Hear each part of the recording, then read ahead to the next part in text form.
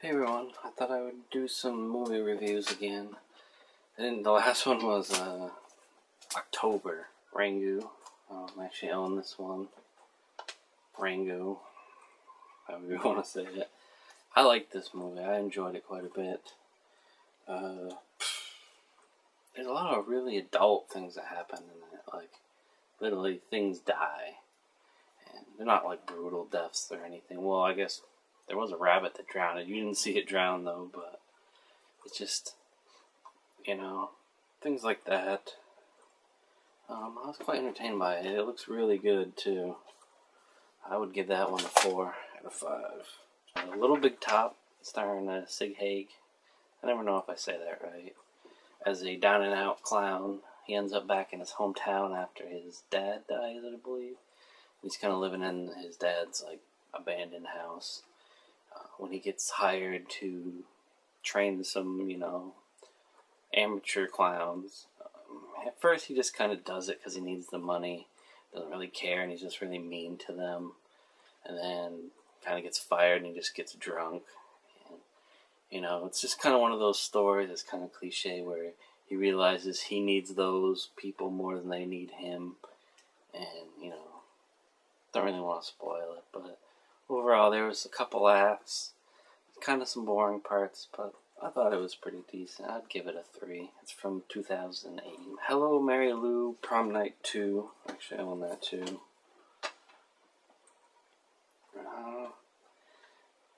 What can I say about this one? There were some decent effects in it. It's from 1987. I was kind of indifferent on it. I'd give it 2.5 out of 5. It's like a ghost. She's doing ghost things. And it's one of those weird endings. I don't want to spoil it, where you're just kind of like, really? I don't know. It's worth a watch at least if you're into those type of movies. I also watched Troll Hunter from 2011. I give it a 3 out of 5. I wasn't real big on it. I guess I saw a lot of people hyping it up, and then I was just kind of, It wasn't horrible. It had decent CGI monsters, or trolls. It just kind of petered out, and then some of the stuff that happened was just like, really? It can tell if you're religious from the smell of your blood. I didn't really get that. I was like, what the hell? It's like, it smells your blood and you're lying to me. It was alright. The Wraith from 1987. I'd give it a 3. It was fun cheese. It's kind of a weird story though. If I remember right, it was Charlie Sheen comes to town and tries to get this girl who's kind of, I don't even know if we really call her his boyfriend. She keeps trying to get away from him. Kind of possessive. And he runs like a gang of guys that race cars and stuff. It's kind of weird things like that. Like, they basically cut these people off and grab his girl, and then they're just like, I'm going to race you for your slip. And the guy was like, what? So then they race, and they cheat, and then they just, take his car. It's like, why didn't they just beat him up and take his car? I was like, what's the point of the racing? But then the Wraith shows up, which is Charlie Sheen, and he's got a pretty sweet car, and he hits them, and when he hits them in their car, they just blow up and they're dead, and then their bodies kind of don't look damaged. It's kind of this weird thing. I don't really want to spoil it, but if you're into cheesy 80s movies, it's definitely worth looking into. River of Darkness from 2010. This is a 1-star movie. It was full of wrestlers. It starred Kurt Angle, Sid Vicious, and Kevin Nash. And, there was a 4th one. I think he was Glacier in WCW. Something like that. It was not good at all. I mean, I've left more entertaining things in the toilet than this movie, so let's just move on. 30 Days a Night, Dark Days, 2010. It's my cat sneezing. This is 2 stars for me. I didn't really like the first one, so I don't know why I watched the second one, but pretty standard vampire movie.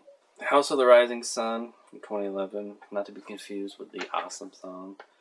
Again, this is his one-star movie. Starred wrestler Rob Van Dam and Batista. I think Ja Rule's in it for like 2 seconds. Batista was barely in it, but they slapped his face really giant on the cover. I guess they figured they'd draw more people in than with Rob Van Dam, who was the star through the whole thing. It was really bad. I wouldn't bother. Red State from 2011. Kevin Smith movie. We talked about for quite a while. I'd give it a 3 out of 5. I think he was all hyped up. It was decent. I enjoyed it. But there was way too much talking with the preacher. I know Kevin Smith likes his long, drawn-out talking things, but this was a little too much. But it's still worth a watch. Tucker and Dale vs. Evil from 2011. I love this movie.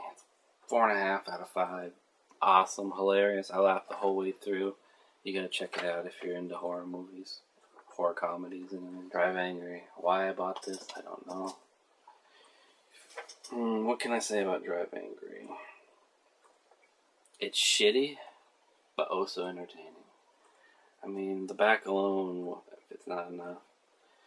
It's Nicolas Cage as Milton, an undead felon who breaks out of hell to avenge his murdered daughter and rescue her kidnapped baby from a band of cult-worshipping savages. He ends up teaming up with this girl, who's pretty much pointless in it, I think. Nicolas Cage at his top form of bad acting. Usually the best part was, I think they called him the accountant, right there. He was funny as hell. I don't know. If you like shitty movies, definitely watch that one. From 2011, it's Chillerama. 1.5 out of 5. It stunk. I did not like it. Easily the best part was Wadzilla. But even immature person like me got old of the cum jokes. I was a teenage werebear. Was it a musical? Meh. Diary of Anne Frankenstein. Boring. They basically made fake German and then put translations under it. And it was stupid. And then zombie movie, which is kind of a movie that ran out throughout. People watching these segments and then zombies.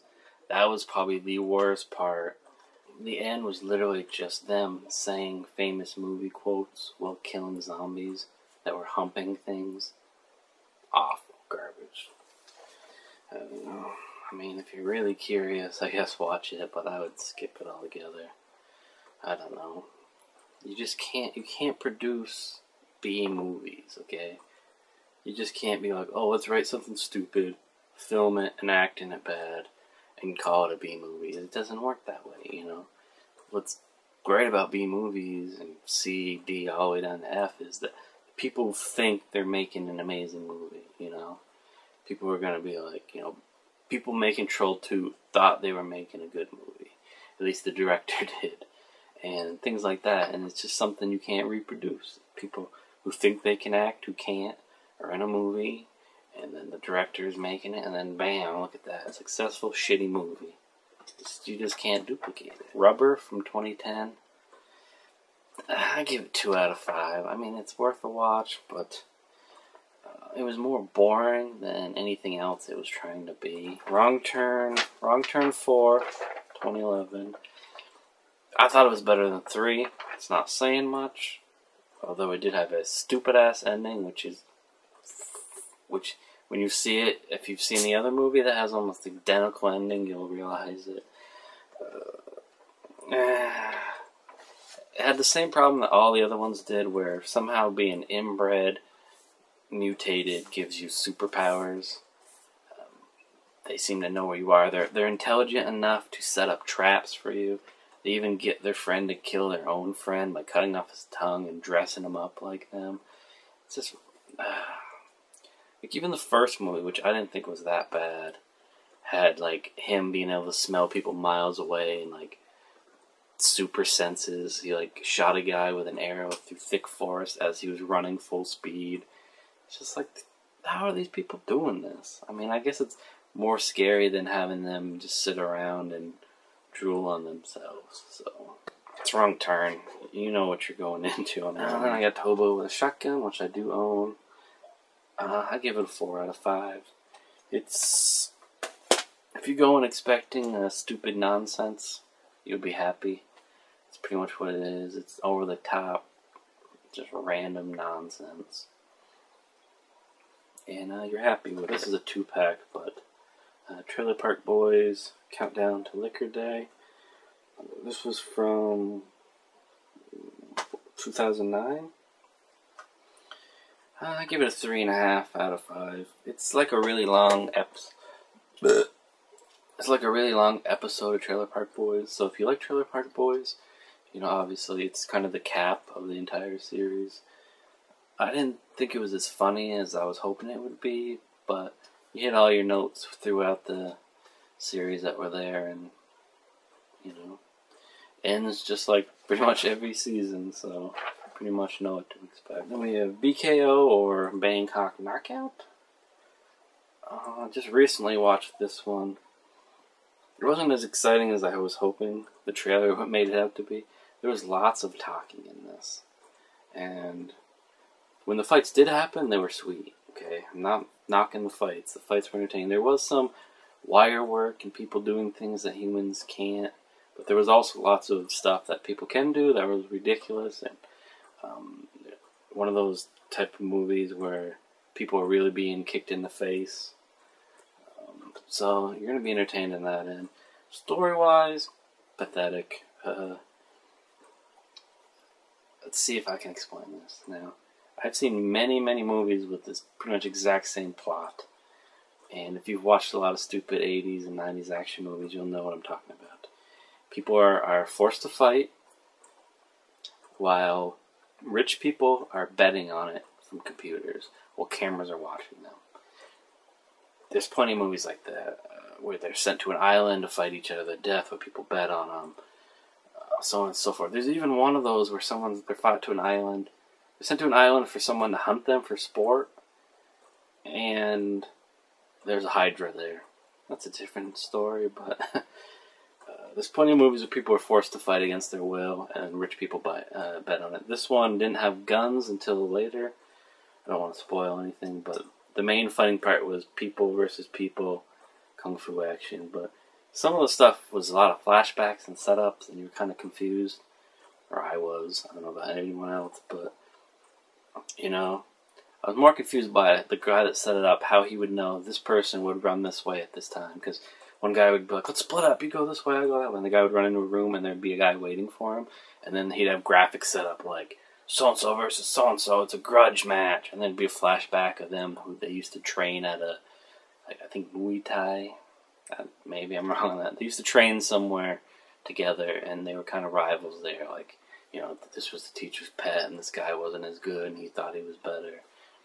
It's like, how would he know he would go there? And it's, I mean, I guess maybe there's more behind the scenes, but they also made the fatal flaw that most of those movies make, where the people betting are right outside of the building the people are in.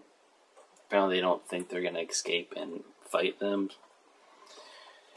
I don't know. If you've seen those movies, you know what I'm talking about. But if you like stupid action movies, it's definitely worth a look. Rage of the Yeti. Fuck that movie. Sci-fi. Sci-fi's done some shit, sometimes entertaining shit. This was bad. It looked like a polar bear with a fucked up head, and there was a bunch of them, and they were like bulletproof. And they killed one by shooting it in the eye, and then later there's a guy with a giant gun, blood. That's what I think of Rage of the Yeti. Don't even bother with that, unless you're really into shitty creature features. Thanks for watching. I'm not sure how long this is. Might have to cut it into parts. But those are the movies I've watched since October, which is not that many. Video games.